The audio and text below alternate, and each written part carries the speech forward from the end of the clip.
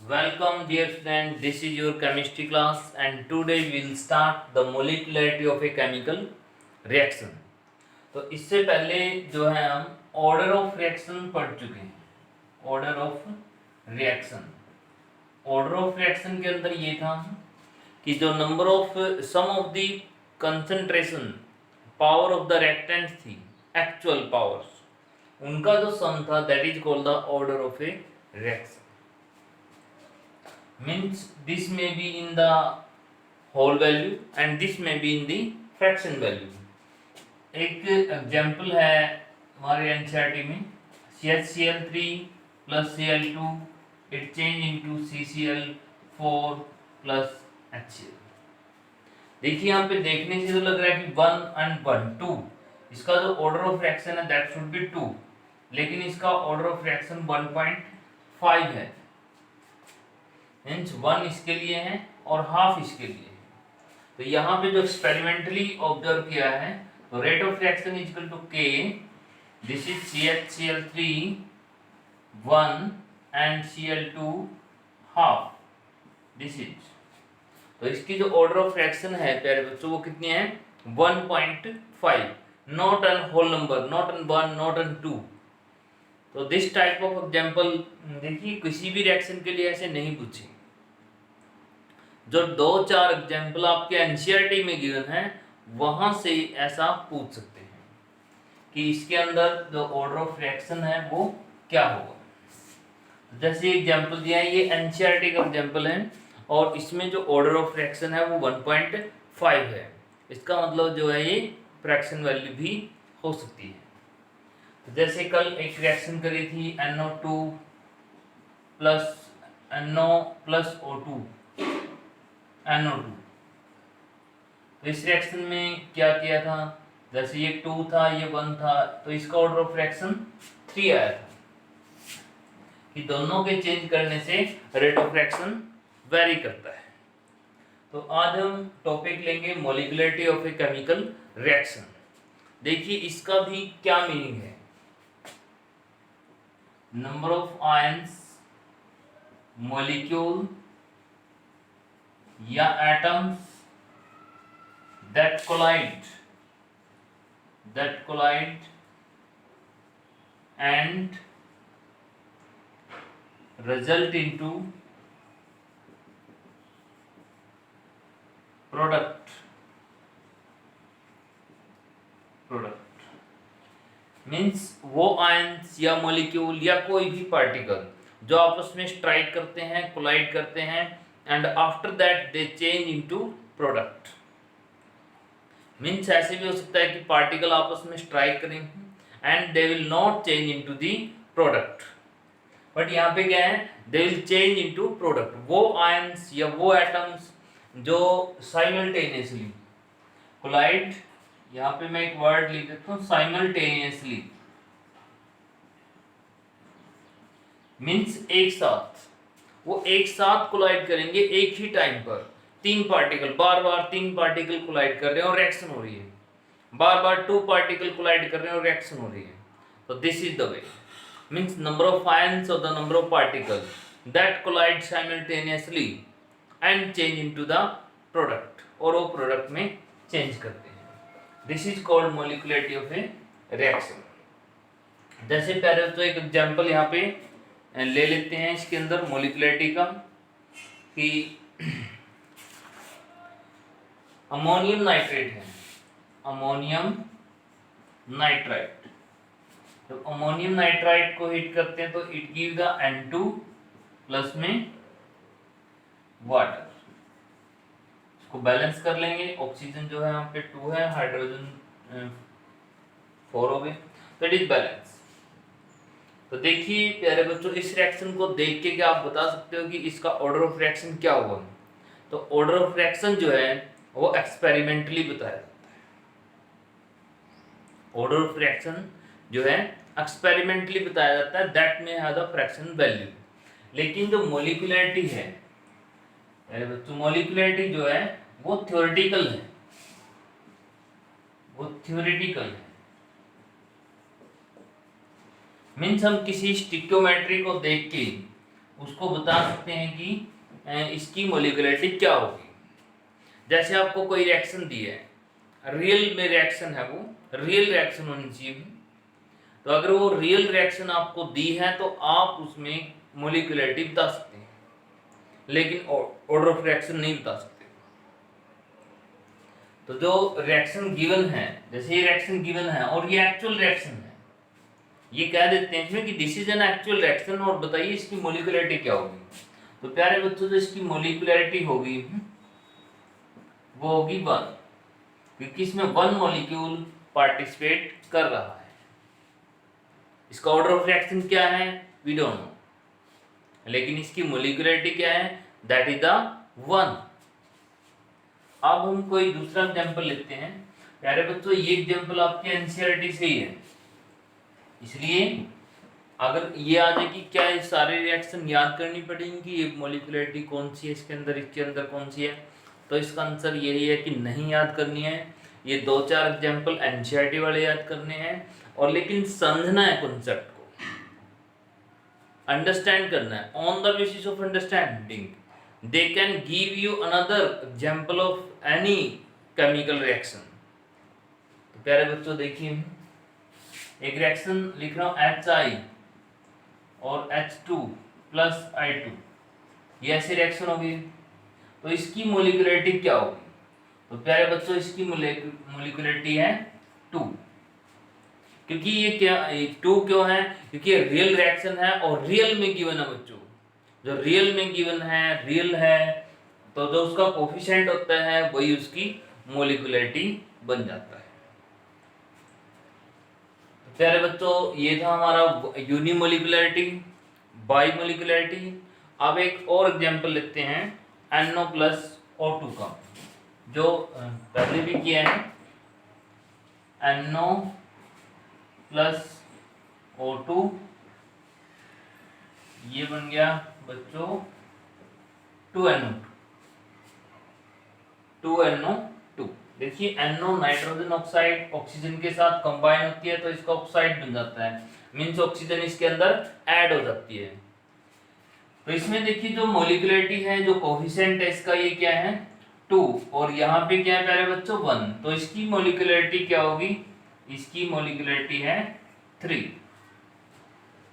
तो प्यारे बच्चों, यहाँ पे कोई डाउट नहीं है कि इसकी मोलिकुलरिटी 3 है, क्योंकि यहाँ तक हम क्या समझ रहे हैं कि रिएक्शन जो है रियल है। अब तुम्हें नहीं पता होता कि रिएक्शन रियल है या नहीं रियल है। किसी रिएक्शन को देख के, एक आध रिएक्शन को देख के हमें पता लग जाता है दिस इज रियल और नॉट रियल रिएक्शन। किसी रिएक्शन को देख के हमें नहीं पता चलता कि रियल है या रियल नहीं है। रियल है तो मोलिकुलरिटी है, अगर वो रियल रिएक्शन नहीं है तो उसमें मोलिकुलरिटी का कोई इंपॉर्टेंस नहीं है।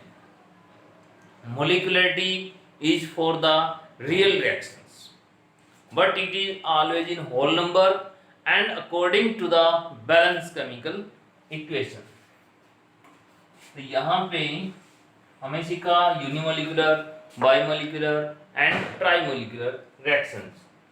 देखिए, एक रिएक्शन मैं यहाँ पे राइट कर रहा हूँ FeSO4 प्लस, इसमें H2SO4 मिलाया है, इसके साथ FeSO4 मिलाया है, ठीक है, और इसके अंदर बच्चों KClO3 एक ऑक्सीडाइजिंग एजेंट यहाँ पे मिक्स किया है। अब इसको ऐसे करने से क्या हो गया, इसका ऑक्सीडेशन हो गया फर्दर, तो FeSO4 जो है वो Fe2SO4 थ्राइस में कन्वर्ट हो गया। Fe2SO4 जो है that convert into thrice form, means ये +2 फॉर्म है, ये +3 फॉर्म है। तो प्यारे बच्चों, और इसमें क्या बचता है, KClO3 KCl में कन्वर्ट होगा, तो इसके बाद जो हाइड्रोजन और ऑक्सीजन बचे हैं तो उनसे क्या बनेगा, उनसे वाटर बनेगा। जब इसकी बैलेंसिंग करते हैं तो बैलेंसिंग में प्यारे बच्चों ये ऐसे 6 यहाँ पे राइट किया मैंने, और यहाँ पे ये 3 यहाँ पे SO4 देखिए 6 यहाँ पे SO4 3 यहाँ पे है, तो SO4 9 हो गया हमारे पास। आयरन जो है वो 6 यहाँ पे है, 6 यहाँ पे है। KCl है। ऑक्सीजन की बात करें तो 3 ऑक्सीजन यहाँ है, और हाइड्रोजन की बात करें तो यहाँ पे 6 हाइड्रोजन है, तो यहाँ पे 3 मैं राइट कर सकता हूँ। तो प्यारे बच्चों, ये एक बैलेंस केमिकल रिएक्शन है, और इसमें आइए हम देखते हैं कि इसकी मोलिकुलरिटी क्या होगी।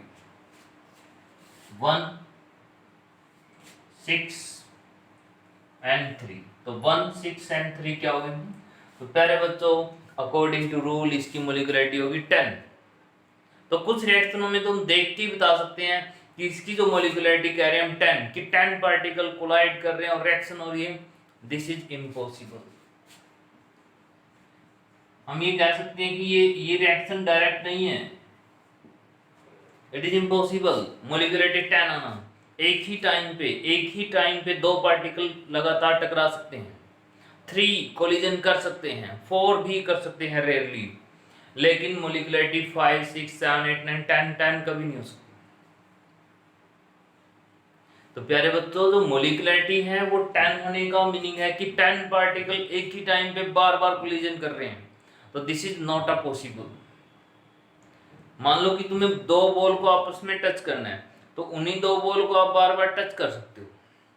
अगर कहें कि 3 बॉल को एक ही टाइम पे टच करवाओ तो इट इज डिफिकल्ट। अगर कहें कि 4 को एक ही टाइम पे टच करवाओ, इट इज मोर डिफिकल्ट। तो प्यारे बच्चों, ऐसा ही एटम्स में होता है। तो जब रिएक्शन होती है तो जो पार्टिकल्स हैं जो आपस में कोलाइड करते हैं, तो उनके अंदर क्या है, इतनी मोलिकुलरिटी रियलिटी में कभी नहीं हो सकती है। तो इसका मतलब it is not a real reaction, not a real reaction. फिर ये रियल रिएक्शन नहीं है, लेकिन रिएक्शन तो लिखी हुई है। तो बच्चों, रिएक्शन 2 तरह की होती है, यहाँ पे कॉन्सेप्ट आया है। एक रिएक्शन होती है सिंपल, जिसका दूसरा नाम एलिमेंट्री रिएक्शन है, और दूसरी रिएक्शन होती है प्यारे बच्चों कॉम्प्लेक्स। जो सिंपल और एलिमेंट्री है वो रियल है, ये रियल है, और जो कॉम्प्लेक्स है प्यारे बच्चों, it is the combination of many reactions. It is the combination of many reactions, mean this is not a real reaction, it is combination. तो प्यारे बच्चों, हम कह सकते हैं कि ये रियल रिएक्शन नहीं है, it is a complex reaction. तो ऐसा क्वेश्चन इसमें पूछ सकते हैं कि इस रिएक्शन को देख के बताइए कि इसकी मोलिकुलरिटी क्या है, और उसके बारे में अपना व्यू दीजिए। तो देखने से लगता है अकॉर्डिंग टू रूल इसकी मोलिकुलरिटी 10 है, लेकिन 10 मोलिकुलरिटी होना, 10 पार्टिकल का आपस में कोलिजन होना बार बार एक ही टाइम पे, this is impossible. So we can say about this reaction, this is not a simple reaction, it is a complex reaction. तो प्यारे बच्चों, कॉम्प्लेक्स रिएक्शन को हम देख के बता सकते हैं कि ये कॉम्प्लेक्स है, क्योंकि मोलिकुलरिटी अगर हाइयर आ रही है। अगर मोलिकुलरिटी 1 या 2 है, फिर हम नहीं बता सकते, थ्योरेटिकली हम नहीं बता सकते कि उसकी जो मोलिकुलरिटी है वो कितनी सही है। प्यारे बच्चों, इसमें तो बिल्कुल क्लियर हो गया था, 10 तो इम्पॉसिबल है, और हमने कह दिया। तो देखिए, जैसे एक रिएक्शन अभी मैंने स्टार्टिंग में बताई थी कि CH, ये CHCl3 प्लस क्लोरीन, तो ये 1, तो इसकी मोलिकुलरिटी क्या बनी थी बच्चों 2। तो ये मोलिकुलरिटी 2 थी, लेकिन ऑर्डर ऑफ रिएक्शन क्या था इसका 1.5 था। तो यहाँ हम ये जो पॉइंट मैंने लिया है ये डिफरेंस के लिए लिया है, कि लास्ट में हम डिफरेंस डिस्कस करेंगे between the molecularity and order of reaction. एक चीज देखिए बच्चों, कि अगर मोलिकुलरिटी 2 आ रही है तो फिर हम नहीं कह सकते कि ये रिएक्शन रियल है या एलिमेंट्री है। हो सकता है कि ये एलिमेंट्री भी हो सकता है कि ये कॉम्प्लेक्स भी हो, हम नहीं कह सकते। लेकिन अगर मोलिकुलरिटी तुम्हारी 5 आ रही है, 6 आ रही है, तो पक्का कह देंगे कि ये जो है रियल रिएक्शन नहीं है। तो तो जैसे एक एग्जांपल लेते हैं प्यारे बच्चों H2O2 का। जो H2O2 है इसके अंदर एक कैटलिस्ट है आयोडाइड, और ये कन्वर्ट होता है प्यारे बच्चों वाटर प्लस ऑक्सीजन में। तो इसको बैलेंस कर लेते हैं, ये हो गया बैलेंस। ये रिएक्शन प्यारे बच्चों आप पढ़ चुके हो +1 क्लास में। ये हाइड्रोजन पेरोक्साइड है। जब हाइड्रोजन पेरोक्साइड ब्रेक होती है तो यहाँ पे वाटर और ऑक्सीजन में टूट जाती है। देखिए ये काफी अनस्टेबल फॉर्मूला है, और वाटर जो है एक स्टेबल फॉर्मूला है, ऑक्सीजन भी एक स्टेबल फॉर्मूला है। तो प्यारे बच्चों ये अनस्टेबल फॉर्मूला जल्दी ही स्टेबल फॉर्मूला में कन्वर्ट हो जाता है और इन प्रेजेंस ऑफ कैटलिस्ट। तो प्यारे बच्चों इसमें अगर हम मॉलिक्यूलरिटी चेक करें तो मॉलिक्यूलरिटी क्या आती है, यहाँ पे 2 आती है। तो कैन वी से this is the real reaction और अ वर्चुअल रिएक्शन? तो हम नहीं कह सकते कि रियल है या वर्चुअल है। मॉलिक्यूलरिटी के बेस पे हम नहीं कह सकते। अब देखिए बच्चों इस यहाँ पे ऑर्डर ऑफ रिएक्शन को मिक्स करो मैं। इसका जो ऑर्डर ऑफ रिएक्शन आ रहा है, इस रिएक्शन का रेट आ रहा है, इस रिएक्शन का जो रेट मैं यहाँ पे राइट कर रहा हूँ बच्चों, देखिए H2O2 एंड I नेगेटिव, ये आ रहा है। तो यहाँ पे क्या लग रहा है बच्चों कि जो कांस्टेंट है ये K है। ये देखिए ये 2 था यहाँ, लेकिन यहाँ 2 नहीं है, ये 1 है, और एक किसके लिए आया है, कैटलिस्ट के लिए। यहाँ ऑर्डर ऑफ रिएक्शन 1 है, तो ये ऑर्डर ऑफ रिएक्शन इसका क्या बना बच्चों, 2। देखिए ऑर्डर ऑफ रिएक्शन कह रहा है कि 2 है, मॉलिक्यूलरिटी भी कह रही है 2, बात सेम है। लेकिन ये जो 2 कह रहा है कि इस पे 2 नहीं है, ये इस 2 के लिए नहीं है, 1 इसके लिए है और 1 इसके लिए है। अगर हम इसकी मॉलिक्यूलरिटी की बात करें तो यहां से लेंगे हम तो 2 कहेंगे। मॉलिक्यूलरिटी को हम थ्योरेटिकली बोलते हैं, बैलेंस केमिकल इक्वेशन के अकॉर्डिंग बोलते हैं। और मॉलिक्यूलरिटी बेनिफिशियल कब है, मीन सही इंफॉर्मेशन कब देती है और कब नहीं देती। अगर वो रिएक्शन रियल है तो मॉलिक्यूलरिटी की इंफॉर्मेशन राइट है और हमारे लिए यूजफुल है। अगर वो रियल रिएक्शन नहीं है तो वो जो है हमारे लिए कंफ्यूजिंग है। तो प्यारे बच्चों यहाँ पे हमने कह दिया देखिए कि मॉलिक्यूलरिटी 2 है। अब ये रिएक्शन रियल है या रियल नहीं है, इसको थ्योरेटिकली हम नहीं बता सकते। इसको कौन बताएगा, ऑर्डर ऑफ रिएक्शन बताएगा कि एक्चुअली में इसने कहा कि ये इस तरीके से रेट ऑफ रिएक्शन इस पे डिपेंड करता है। तो ऑर्डर ऑफ रिएक्शन 2 है, लेकिन वो 2 किसी और व्यू से बोल रहे हैं, ये 2 किसी और व्यू से बोल रहे हैं। तो यहाँ पे जो मॉलिक्यूलरिटी ने जो इंफॉर्मेशन दी वो रॉन्ग इंफॉर्मेशन यहाँ पे दी। तो प्यारे बच्चों मॉलिक्यूलरिटी सही इंफॉर्मेशन कब देती है, जब रिएक्शन सही हो, मींस रिएक्शन सिंपल हो, रिएक्शन रियल हो। एक्चुअली में रियल रिएक्शन को कौन बताएगा, ऑर्डर ऑफ रिएक्शन बताएगा। देखिए बच्चों कैसे इसने लिखा ये, तो इसका मतलब ये हुआ कि इस रिएक्शन के जो सजेशंस है, देखिए सजेशन होते हैं, कोई 100% नहीं होता कि रिएक्शन ऐसे है। किसी ने एक्सपेरिमेंट किए कि ये इन पे डिपेंड कर रहा है। अब इन पे डिपेंड कैसे कर रहा है, उसको उसके हिसाब से इस रिएक्शन को मैं राइट करूँ। ऑर्डर ऑफ रिएक्शन ने दिया कि इसकी रियलिटी ये है। अब जो रियलिटी की इंफॉर्मेशन इसने दी है, on the basis of this suggest the chemical equation कि रियल रिएक्शन क्या है। देखिए जब इसने H2O2 को 1 लिखा है तो हम 2 नहीं लिखेंगे, इसको 1 ही लिखेंगे। एक बार में एक H2O का यूज करेंगे। तो प्यारे बच्चों एक बार में हम एक H2O का यूज करेंगे। और क्या है इसके अंदर, और इसमें इंफॉर्मेशन दी कि आयोडीन भी है, तो हम आयोडीन का भी यूज करेंगे। अब प्यारे बच्चों ये किस में कन्वर्ट होगा, देखिए जिसके प्रोडक्ट है वाटर भी और ऑक्सीजन भी है, तो इनमें से कोई एक प्रोडक्ट हमें लेना पड़ेगा, क्योंकि देखिए जो रिएक्शन हो रही है उसमें से कोई ना कोई प्रोडक्ट तो हमें मिल ही रहा है। इसने कहा कि H2O और आयोडीन यहाँ पे रिएक्शन कर रहे हैं, यहाँ पे रिएक्शन कर रहे हैं, और वो क्या बना रहे हैं, वो इनमें से कुछ बनाएंगे। जैसे H2O बना, एक प्रोडक्ट मैंने बना दिया इनमें से, जो बचा हुआ पार्ट था ऑक्सीजन और आयोडीन, फिर मैंने वो लिख दिया OI नेगेटिव या IO नेगेटिव। तो पहले बच्चे इसको IO नेगेटिव भी लिख सकते हैं, IO नेगेटिव 1। तो इस पे नेगेटिव चार्ज था, एक ऑक्सीजन यहाँ से आई ये, तो मैंने एक प्रोडक्ट यहाँ पे राइट कर दिया, और ये वो राइट किया जो यहाँ पे दिखाया था।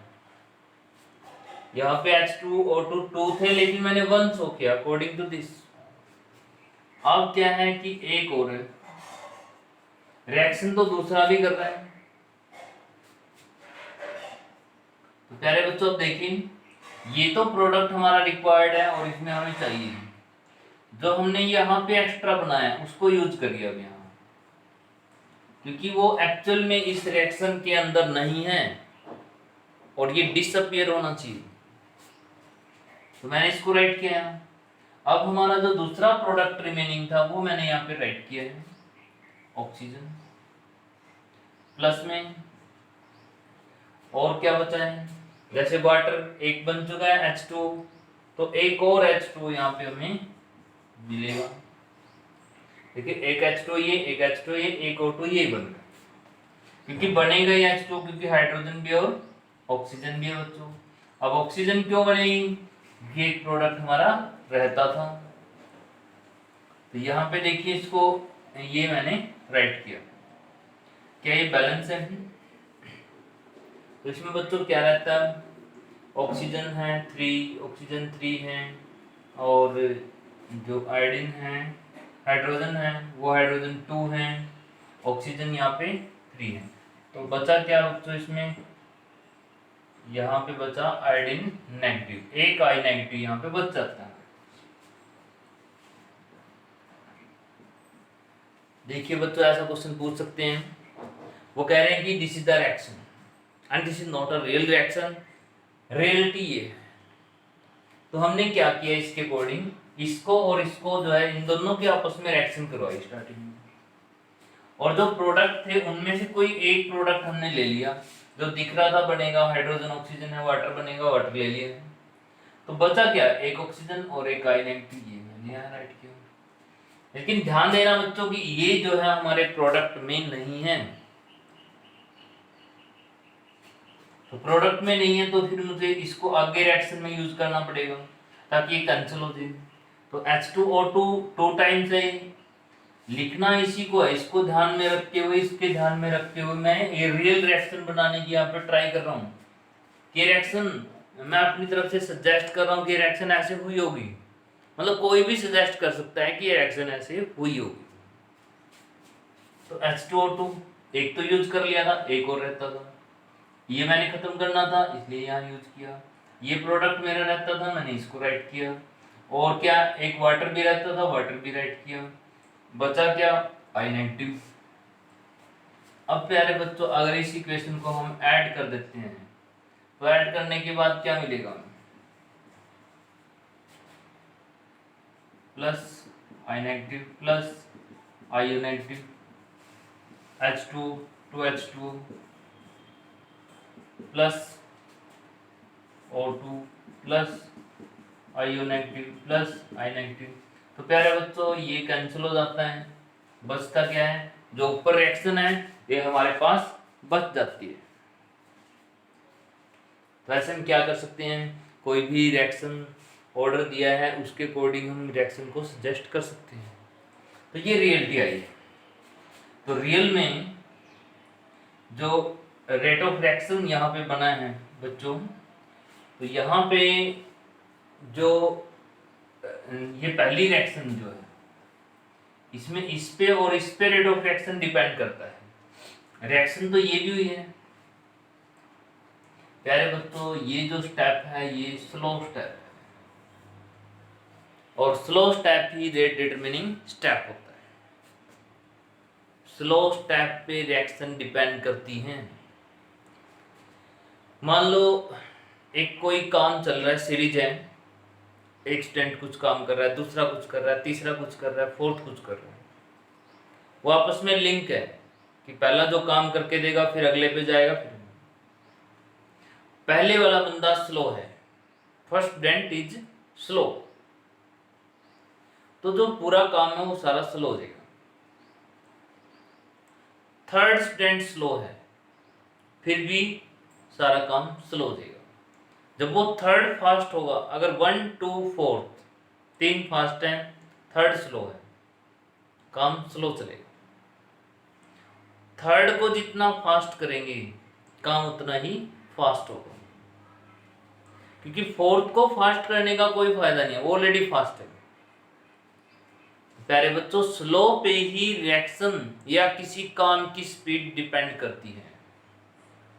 तो देखिए रिएक्शन तो एक ही है, काम तो एक ही है, तो इस पे ही रेट ऑफ रिएक्शन क्यों डिपेंड बोल रहे हैं, क्योंकि ये इसका स्लो स्टेप है। इस पे क्यों नहीं बोल रहे, क्योंकि ये स्टेप इसका फास्ट होगा। ये अकॉर्डिंग टू दिस यहां से हमने एस्टिमेट किया है। तो प्यारे बच्चों मॉलिक्यूलरिटी का जो कॉन्सेप्ट है वो तुम्हारा सही भी हो सकता है और गलत भी हो सकता है। मीन्स आप तो जो है बैलेंस इक्वेशन देख के बता सकते हो कि इसकी मॉलिक्यूलरिटी क्या है। तो बच्चे आप बात करते हैं मॉलिक्यूलरिटी की और ऑर्डर ऑफ रिएक्शन की। इनमें आपको क्या डिफरेंस लगा? देखिए ये थ्योरेटिकल है, थ्योरेटिकल है। पहले बच्चों ये क्या है? एक्सपेरिमेंटल है, ये experiment. It is applicable of simple reaction, ये ओनली सिंपल रिएक्शन के लिए है, नॉट फॉर ऑल। ये बच्चों ऑल रिएक्शन के लिए। ये तो एक्सपेरिमेंटल है और सभी रिएक्शन में एप्लीकेबल है, लेकिन ये रियल रिएक्शन के लिए एप्लीकेबल है, अनरियल रिएक्शन के लिए एप्लीकेबल नहीं है। तो लास्ट में अभी जो एग्जांपल किया था देखो बच्चों, वो रिएक्शन रियल नहीं थी, लेकिन हम नहीं बता सकते ऐसे। जब उसने ऑर्डर ऑफ रिएक्शन दिया, rate of this is this depend on this, तब हमें लगा कि ये रिएक्शन रियल नहीं है। तो मॉलिक्यूलरिटी अगर मोर देन 4 और 5 से ज़्यादा आ रही है, तब हम कह सकते हैं कि रिएक्शन जो है रियल नहीं है।